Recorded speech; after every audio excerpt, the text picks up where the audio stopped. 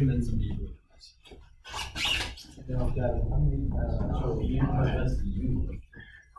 Hi, everybody.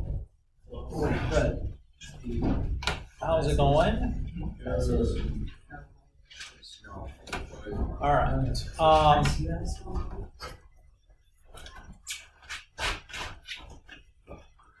Today we're going to finish up Chapter 6's content, this last piece of content that you'll be responsible before the final exam. We'll do the 6-4 homeworks, and I'm going to assign the Chapter 6 review assignments. Those will be the last 2 homework assignments for the semester. There's no Chapter 6 test. We're not going to do that in class. I did print off copies of version A and B.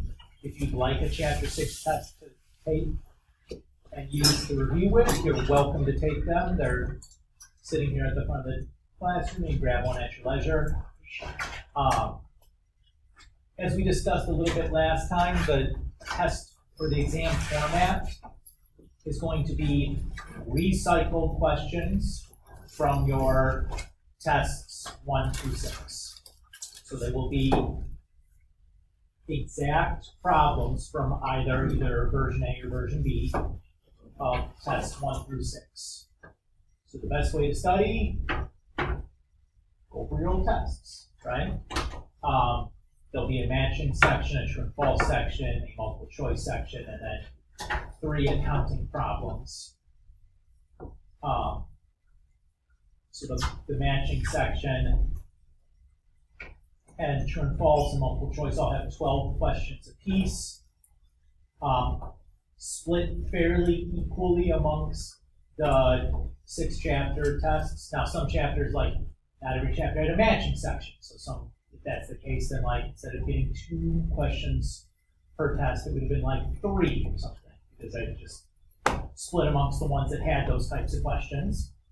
So I would say 2 to 4 questions per chapter from those multiple choice or true and false or matching or whatever. I'm looking through it. The versions A and B, I think, are representative, but maybe not contain all identical questions. Just putting that out there. They seem like they're 90% the same, but just like in different order. Occasionally I've seen like a true and false statement that's on one and not the other, a multiple choice question that's on one but not the other. So if you have a friend with the other version and you're like really concerned about that, you could ask to make some, take some pictures or make a copy or whatever. If you guys can trade out, make sure you have both versions if you're that concerned about it. Added up, the exam is 345 points. 2/3 of that is coming from the accounting problems. So that's like really where you're going to make your money there. The true and false and the matching and the multiple choice are 2 points apiece, just so it's not like completely imbalanced. But it's like 72 points comes from that stuff. The rest of it all comes from the accounting problems, which is probably where, if you're spending time preparing, that's really what you want to spend your time worrying about. Is everybody okay with the end of the semester discussion I have? It's all right? Let's finish this up and get out of your hair, and you guys can try to grind out the last of this homework if you need to. And I would say a reminder as well, next Friday, the last day of classes before exams, is the last day for late or missing homeworks. So if you're somebody that's got a bunch of those piled up, and you still plan on doing it, you're running out of time, next Friday is the last day for that. So if you had ambitions of getting some stuff completed, just keep that in mind when you start budgeting your time. Of course. All right. Let's rock now. So today we're going to be, again, talking about how to make adjustments. So in the previous sections, we had seen we're building these kinds of worksheets, and there were 2 types of worksheets we talked about last time. An occasion, like if you make these worksheets kind of summarizing where your accounts stand, every once in a while some errors happen, like a bill comes in late, or somebody finds a receipt for something that they paid for that they forgot to give you, or whatever, and adjustments need to be made to this. So we've talked last time about how we make adjustments on our worksheets.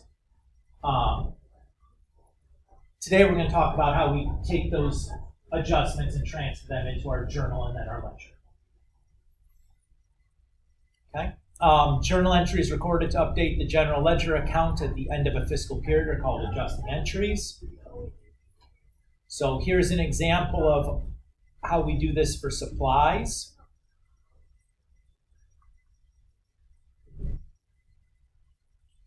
So we had a supply expense of $530. But that was an adjustment, right? We had some bill for $530 in supplies that was spent in the wrong account. So we create this new entry in the expense account.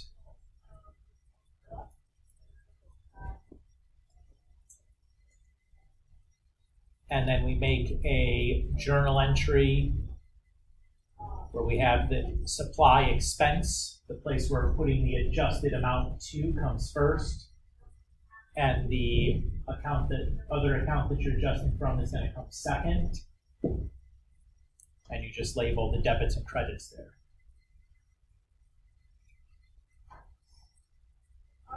So for prepaid insurance, it's the exact same thing.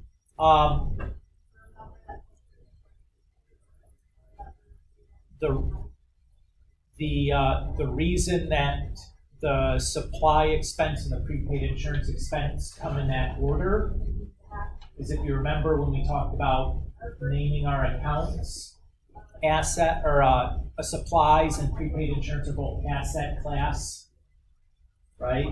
And when we did the numbering, the liquidity of the asset dictated the order in which we made the account numbers. Supplies was more liquid than prepaid insurance. Same reason here why supplies is going to be listed first in our adjusting entries in our journal. Everybody okay there? And when you do the homework, the order in which you enter these things is going to be picky about. That's why I'm telling you now that how I determined the order here was supplies first and prepaid insurance second. Is everybody okay?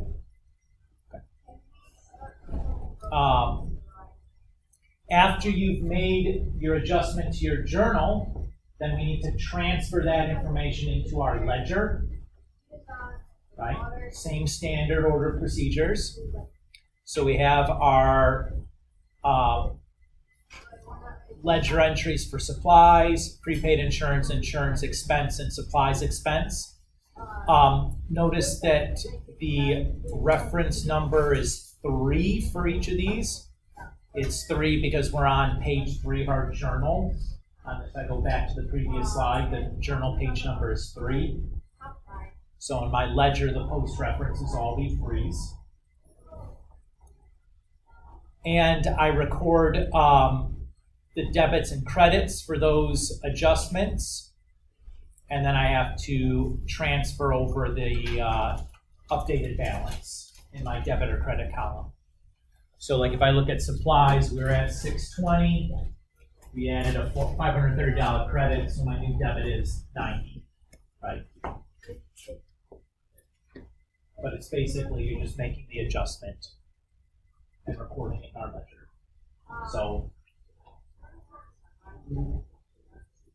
why are these things going to be journalized? Well, it needs to paint us an accurate picture, for our report or at the end of the fiscal period. So any adjustments, if money went from one account to a different account, or a charge went from one account to a different account, so surely that has to be updated for the journal to be accurate.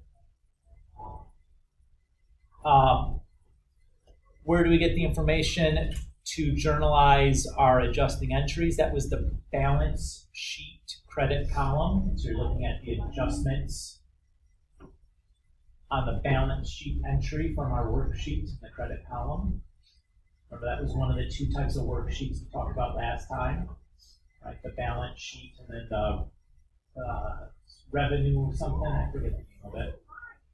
It's my first time doing this class. I haven't got everything memorized cold. What accounts are increased from zero balances after adjusting entries for supplies and prepaid insurance are journalized and posted? Would be the supplies expense and insurance expense accounts, which are basically just there to absorb those adjustments. Okay.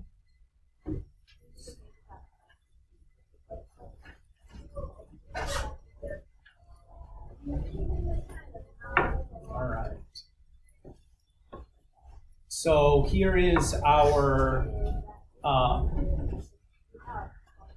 work together. I'm going to pause here and let you guys, if you're going to log in to follow along, let you guys kind of log in to follow along.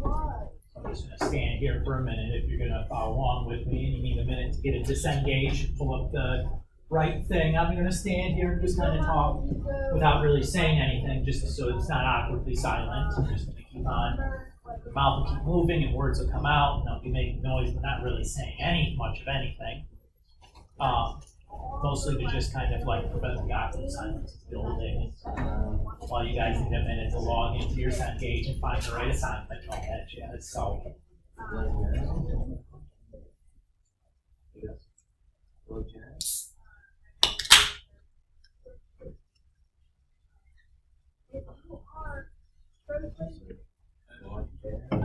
You do oh, it's very hard. It is? Yes. Or is it just because you don't get it? No, you have to, if you write down all the notes that it speaks, then you'll probably do good. Anything from the slides now. Oh, because you don't read the joke. So the stuff that you write down from the slides. Slides are not on at all. So you just have to be good at taking notes. Yeah. What do you guys think? Are we ready to get on this? Okay. So, if I go and I look at my instructions, it says, on April 30th of the current year, Fix It Now has completed the worksheet shown in question assets. Journalizing the adjusting entries, use page 8 of the journal. So right now, I'm going to stop because it told me a piece of information, or two pieces of information that I'm going to need in the instructions. What were the two pieces of information I should write down right away? The date and the page number for the journal. You guys are stinky at remembering to write down those page numbers. That's why I'm going to make a big deal out of it right now, because I think on the last test, almost nobody remembered to write the page number down. I know. It is hard to remember. I get it. It's like such a little dot. It is such a little dot, such a little box, and there's not like a space where it's like I need to type something there on your piece of paper. I get it. I'm just making a big deal out of it now to remind you guys that, like, gotta remember to do that kind of stuff. All right. So we have two things where adjustments were made, right? To supplies and prepaid insurance. Which one of those two adjustments should happen first, the supply or the prepaid insurance? Supplies, because it's the more liquid of the two assets. So the first entry in our journal should be supplies expense. And the second entry is going to be supplies. So the expense one is always the top. Because I think the standard practice is to record the credit before the debit. So if I go and I look at my supplies expense,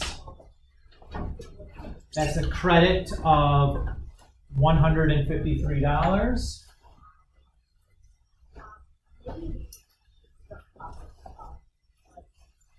And in my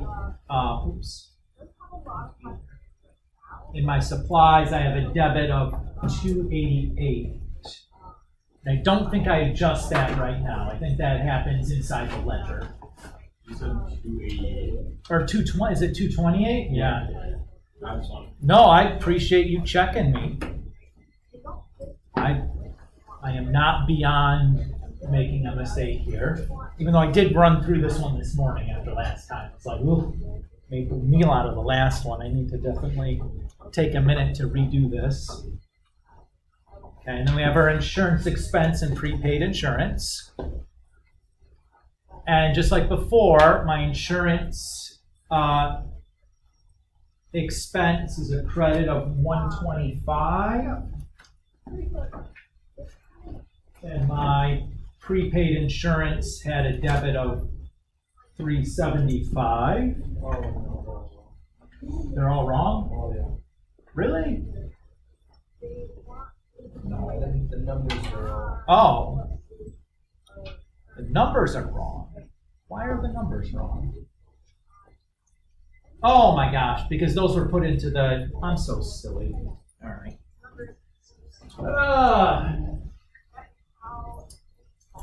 So this is the problem with like looking at this. The debit column is where those two guys lived. Ay, ay, ay. 153.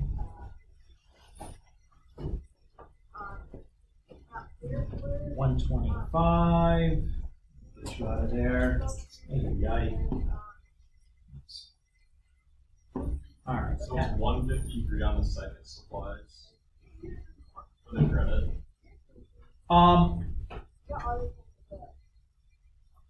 For the sec, well, yeah, Joe, they match. you're saying this one is 153 also? That's I was fine. just trying to figure out if they met, like, was going to match. Yeah, they should, because it's the adjustment. Sorry. So this must be the adjusted value then, That's 75. That's supposed to be 0? Yeah. Oh. Interesting, okay. So it's just this then, huh? Okay. All right, well, fair enough. So there we go. I guess we're just recording the adjustment here. The other stuff gets recorded in the ledger. So again, we have two steps. What do I need to do now to get it to go to the next step? So just, Retry. oh yeah, that's right. I have to do that and then check. Go to the next. Oh, you're supposed to do grade this step. Oh, Because you graded the second one. oh, there we go. Somehow I know that I had to do this. All right. Now we have our entries in our journal. What we need to do now is to journalize or to record these entries from our journal into our ledger. So first thing I'm going to do is fill out my post-reference values. To do that, I'm just going to go down to my accounts and I'm going to find the supply expense account. And the account number there is 550. So I'm going to go back up then and record my post reference for supplies expense is account 550. I'll go down and find my supplies account. The account there is 140, so I'm going to record this as 140. Go find my insurance expense, that's account 530. So record that. And then my prepaid insurance is account 150. Is everybody good with how I got my post references in? Yep. Okay. So now I'm going to go to my supplies expense and update that ledger. So this happened on April 30th still.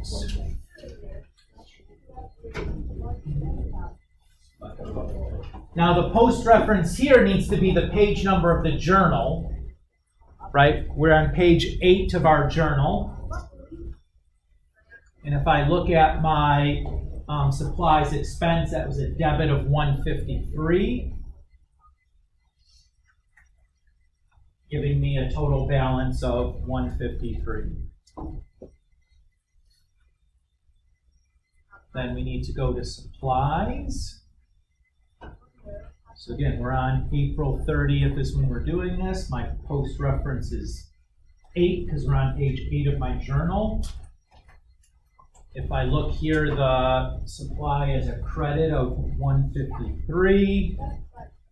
And then if I update, I have a debit of 228 and a credit of 153. If I subtract those, I have a debit now of 75. And then we need to go to insurance expense next. So again, we are April 30.